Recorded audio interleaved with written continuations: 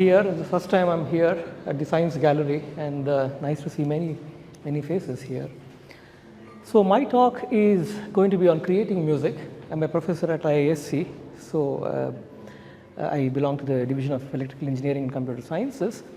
So I will talk to you about how to create music and artificial music synthesis and things like this, which is a different part of riding the sound wave.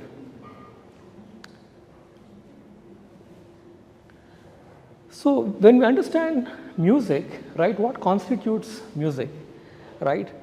There is melody, which is arrangement of musical tones that we perceive as in the foreground as one entity, and then there is a rhythm, which is basically cyclically repeating beats or patterns, right? And this is in the background. Then in Western instruments and operas and things, you find this harmony, simultaneous use of two or more tones. Then there's dynamics, intensity, and volume of sound production, right? And otherwise, it's going to be very monotonic to listen to, right? And then timbre is the quality of musical tone.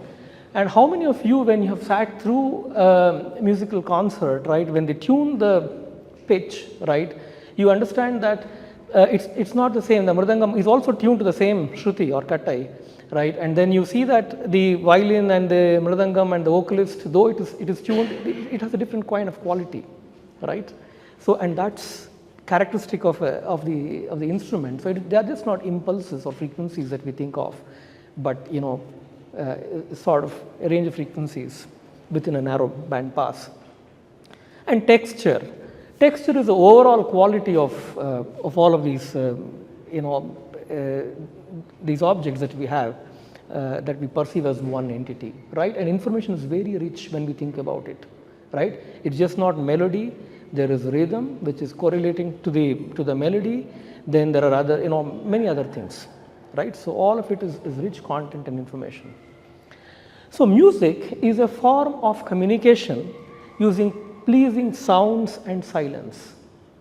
This is very important because silence is an integral part of music. I mean, you cannot just keep emitting notes all the time or playing the drum. Sometimes you pause. It's a form of communication, right? When you sit and listen to a song, any song, I mean, some people pay attention to the lyrics, some are happy listening to the melody and things like this, but you have to also understand in the background, these are musical notes and rhythms and things which are all happening, and those are coded patterns, okay? So we'll see this in a while. So from the Indian context, so we have this shruti, which is called the fundamental tonal pitch, which we call kattai. This is the sa and the pa, they form the invariant perfect fifth. The gamaka is, these are ornamented notes or inflections. There are, there's a documentation of all of these gamakas, like quavers and shakes and stuff like this. When you talk to musicians, I happen to be a Carnatic vocalist, so therefore this sort of gets into what I see.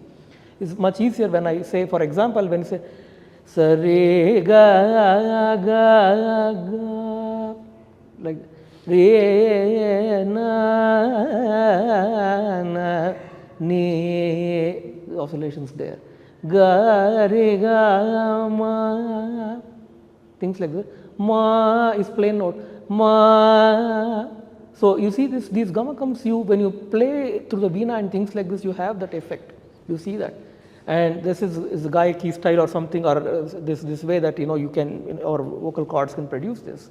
These are all ornamented notes. And so what is raga here, right? Raga is basically an abstract musical object which has all these gamakams, these musical phrases and everything else that you can weave out, right?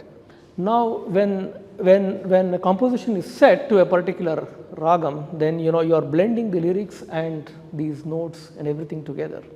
But if you extract the notes themselves, they're encompassing these gamakams and then musical notes, right? Bhava is the emotions where we talk about modulations and things like this. Tala, of course, I described to you that these are beats set to a count, okay? So how many of you here do not have any idea about music, tala and raga and things like this? So I can, okay. Tala is a beat structure, Re ga ma ga ga re sa ni sa re ga, that click beat, right? 1 2 3 4, or 1 2 3, there are many 175 thalams, okay, totally. So it can be p-adic. It is not necessarily dyadic, like 2 counts per beat. Sa re ga, 3 counts. Sa re ga ma ga, 5 counts, so on and so forth. It can be p-adic. Now, when you look through these musical tones and things, Bhiman mentioned about the Shadjam and the Panchamam and talked about this ratio of 3/2. This is here, Panchamam. Sa pa sa is 1 octave.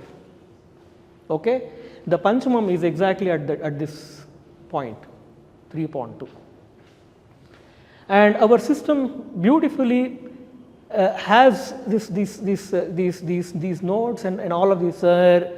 Sir is Shuddha Rishabham, Sir Re Ga, things like this. You have variations between Rishabham, Gandharam. Madhyamam, we only have to Sar Re Ga Ma, Sar Re Ga Ma, Shuddha Madhyamam, Prati Madhyamam. 2 Madhyamams will I think divide the set of Meda, 7-tone majors, into 2 halves, and this is very interesting. And I am not going to talk about the Katapayadi Sutra, but those who are interested, we can talk about this. It's a lexicographic way of arranging these notes in a way, in such a way that you can kind of take the ragam name and you can come up with the number in which it is arranged in the lexicographic order. I will talk about this, but not get into details of the sutrams. So there is a ranking here for these notes. So now, this, sari ga ma pa da ni. I just took the Shankarabharanam. There are many sari ga ma. Sari ga ma pa da. This is also one of the ragams, 7-tone major. Like this, you can go all the way from order 1 to the 72nd Melakarta raga. Okay, and this is all documented by Sarangadeva way back in 13th century. So now, some common knowledge. I think this is a great instrument. Nowadays, we all have Shruti boxes because we cannot carry this. So this is a this is a tambura, which is a great instrument. And when you tune it, this is you tune you can adjust the length of the string, and you can get your pitch set. So now today we have all these D sharp, C sharp, blah blah blah, and we have to get to that exactly, right? But if not, with this instrument, say you had a bad throat that day and you were setting to a lower octave, this is analog in nature, and you can tune the metronome the way you want. Okay, and there is also this Jioala here that you observe. This is just another frets which with these small. They have this using this woolen kind of small pieces. They connect, and by adjusting, you get that fine resonance. Okay. So now octave is basically bass, shadjam, sa pa sa doubles the frequency. So within that you have all these Rishabham, Gandharam, Madhyamam, Panchamam, Daivatam and things, and then musicians are supposed to go 2 octaves up and down. Okay, so now you should know that a tone, a note, a swara that I call it, is not strictly a frequency or just an impulse. It's just not one sine wave, right? It has it's a narrow band pass signal which has other frequencies. Like I said, and I'll show you with waveforms how these are. Okay, so this sort of sets us to some common knowledge of this, and then the South Indian classical music, as I told you, has this, from the set of all the notes are there here. There are certain notes that are forbidden from pairing. For example, this Rishabham R2 here, this is Chaturthi Rishabham, doesn't go with Shuddha Gandharam and things like this. So those are few, and these are forbidden sets, and these are forbidden because they are accorded the same ranking in perceptual closeness, and in some cases when they are paired, they give you a discordant kind of hearing feel. listening feel. So therefore, you basically remove these combinations, and when you work out the math, right, the 3 combinations here, you would think it's 3 power 4, but it is not. But because of the forbidden sets, it's going to be 3 square times 2 cube. So you do the math, it is 72. That's how we have 72 Melakarta ragas. Okay, and each of them are named 1 to 72, and then there is a name for all these ragams, and I'll get to that real quickly. And this is how the Melakartas are labeled, from Kanakangi all the way to Rasika Priya, and they are given names, right? And then there is a sutra which is called Katapayadi Sutra, which basically takes the first 2 letters, Ka, Kanakangi, Ka, Na. It takes that, and then it has that number 1 you can arrive at using the sutram.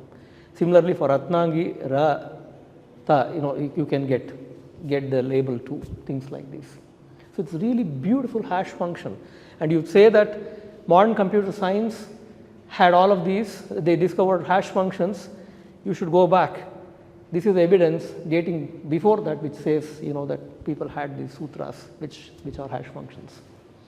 Okay, and these is beautifully divided, and you have totally about 12 chakras, and within chakra and across chakras, the nodes differ by 1 or 2 at most. And it's very interesting, and this is like the gray code. And those of you in computer science know about gray codes and how these are useful for decoding and things like this. This is a sort of a pseudo gray code, 1 to 2 nodes differing code.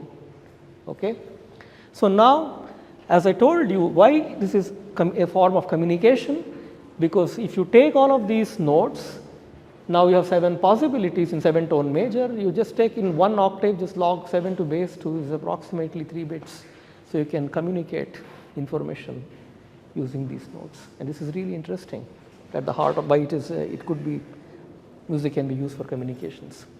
So what we did is, we have all these things in mind. So we tried to build a layered graph representation model for music synthesis. Our goal was to synthesize music. So of course, the grand goal is, let us say M.S. Subbulakshmi has to come alive, right? There are certain compositions that she has not rendered, or certain ragams she has not rendered. Using all the information that is available, can we, get to that. That was the kind of grand goal. It's still the grand goal, but with this question, we were trying to ask the question, how can we synthesize melodies? And I will demonstrate the melody construction. So it's very simple. For example, if you think about, let us pick any scale. Anybody who who is a musician here or musically inclined, that some ragams? Anyone in the audience?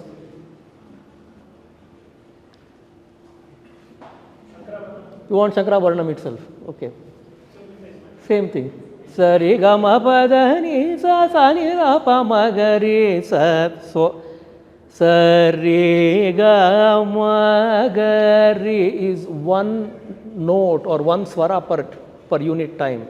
Sa re ga ma ga re, double speed. So what happens is you can make transitions across layers. So now when you think about how musical notes are connected, you don't like sa ni is very rare transition. Sa re ga ga, when you are at ga ma ga re ga ni, sort of the transitions, you formulate those transitions which are appropriate, and then you weave out these. So you have interlayer transitions and intralayer transitions of notes that are where each layer is characterizing the symbol duration in time steps, and therefore you can construct this sort of object here. Okay, so this is what we try to synthesize. This is machine sound.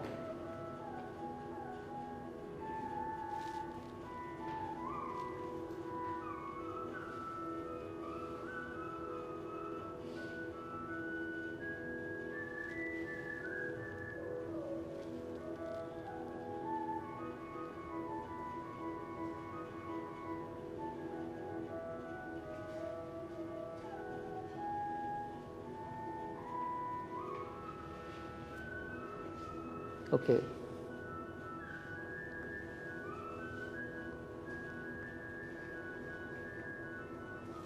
So, and one could visualize the emission of these notes as sequences like this. Okay, when you take a musical text, you will see these type of notations for your compositions. So one could also notate the emission of the notes in this manner, where an underline here is showing that it is increased in frequency by 2, and this is 1/4 time step duration.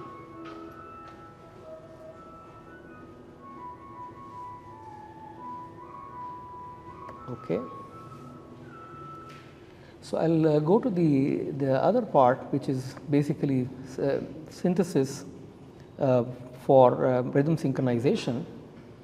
So we can also kind of synthesize the melody and the rhythm together. We can blend them together, so we can create these patterns. And here is how one could do this.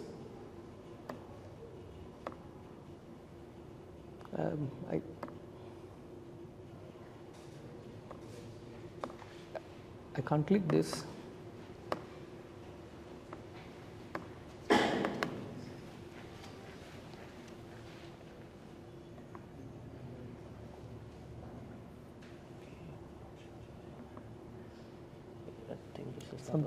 Something went wrong. Yeah, there. All right, no problem. So I would have wanted to demonstrate this rhythm synchronization, which is somehow. So as I told you, these are the contours of the gamakams, and Kampita has these oscillations. Yeter Jaru can kind of oscillate from a lower note to the higher note and things. And what musicians talk about contours in a creative way, one can actually visualize these waveforms in this manner. Okay, and here is an example of how you can think of. This is the Nilambari gamaka, and the madhyamam. The waveform is gama. It oscillates between ga and ma. Okay, this is ornament that I was talking about. So similarly, we have other gamakams. And one of the interesting things in music is perceptual scale equivalence. And I'll say that, for example, you can take sa ri ga pa da sa sa da pa ga re sa, and then you can shift the graham from sa to re, and then you can completely hear a different note. Ri ga pa da sa re ma pa ni sa, things like this. So depending upon where your reference is, you can hear this way or the other way. And this is a nice group structure. And those of you who likes to know about algebra, I think you can appreciate these structures. Okay. So you can extract pitch trajectories for ragams and things like this, and you can actually extract a metronome frequency. And this is all fun stuff. So basically, getting the information from the musical clip, you can actually weave out a lot of information regarding the frequencies and things. So I mean, these days people talk about AI. So we also have AI-based music synthesis. I'm going to play one snippet for you. We trained this using LSTMs, and this is fun stuff. I hope this works. Let's see.